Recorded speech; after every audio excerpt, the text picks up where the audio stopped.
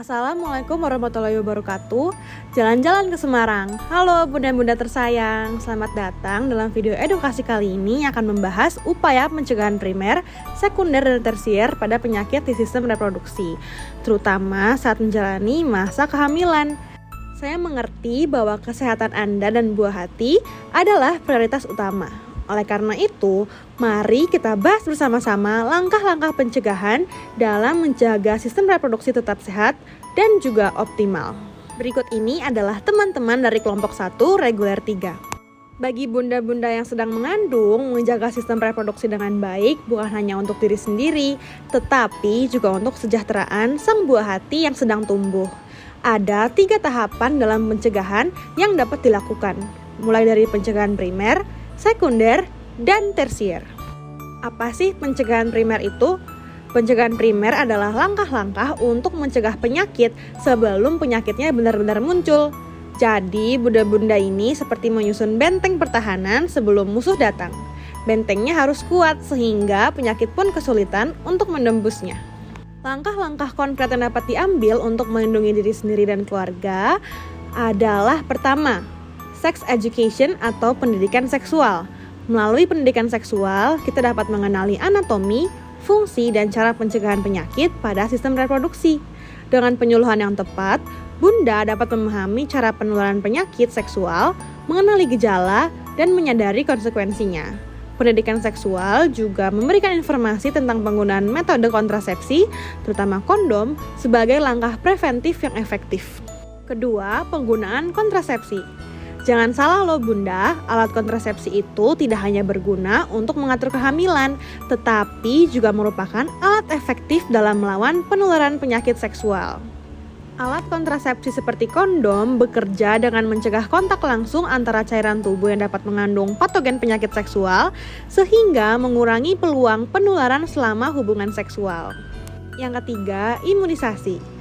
Vaksinasi terhadap HPV atau Human Papilloma Virus adalah langkah penting dalam pencegahan primer. HPV dapat menyebabkan kanker serviks, vulva, vagina pada wanita, dan kanker penis pada pria. Imunisasi HPV direkomendasikan sejak usia dini sebelum individu terpapar HPV melalui aktivitas seksual. Berikutnya, pencegahan sekunder adalah langkah-langkah pencegahan yang ditujukan untuk individu yang baru saja terkena penyakit atau terancam tertular penyakit tertentu. Sasarannya juga melibatkan bunda-bunda yang tampak sehat tetapi mungkin memiliki penyakit meski tanpa gejala yang jelas. Tujuan utama dari pencegahan sekunder adalah mendeteksi dini adanya penyakit, mencegah penyebaran penyakit, dan mengobati penyakit sehingga dapat mencegah komplikasi yang lebih serius. Dalam pencegahan sekunder terdapat 2 klasifikasi utama, diagnosis dini dan pengobatan segera, dan prompt treatment. Diagnosis dini melibatkan identifikasi penyakit pada tahap awal untuk memberikan perawatan lebih efektif. Pengobatan segera merupakan langkah-langkah untuk mengatasi atau mengendalikan penyakit setelah diagnosis dini, dengan tujuan mencapai penyembuhan yang segera. Selain itu, prompt treatment melibatkan case holding drugs atau menangani keteraturan berobat dan support life untuk memberikan pengobatan sesegera mungkin pada wanita dengan gejala menopause dan komplikasi. Dengan tindakan ini, kita dapat meningkatkan peluang kesembuhan dan mencegah penyebaran penyakit. Selanjutnya yaitu pencegahan tersier. Pencegahan tersier bertujuan untuk mengurangi komplikasi penyakit dan pengobatan setelah gejala klinis muncul dan diagnosis telah ditegakkan. Tahap pencegahan tersier ini ada dibagi menjadi 2. Yang pertama yaitu tahap disability limitation dan yang kedua tahap rehabilitation. Pada tahap rehabilitation itu dibagi menjadi 3 lagi. Yang pertama rehabilitasi fisik.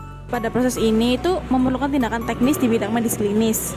Lalu yang kedua ada rehabilitasi mental dan sosial yang memerlukan layanan psikolog. Lalu yang ketiga ada rehabilitasi aesthetis yaitu rehabilitasi yang dilakukan untuk mengembalikan rasa keindahan.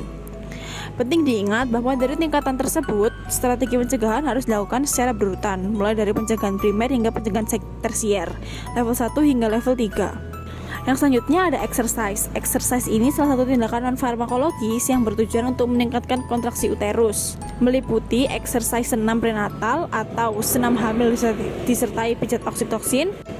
Nah, ini tujuannya itu untuk meningkatkan kontraksi uterus yang tadi sudah dijelaskan.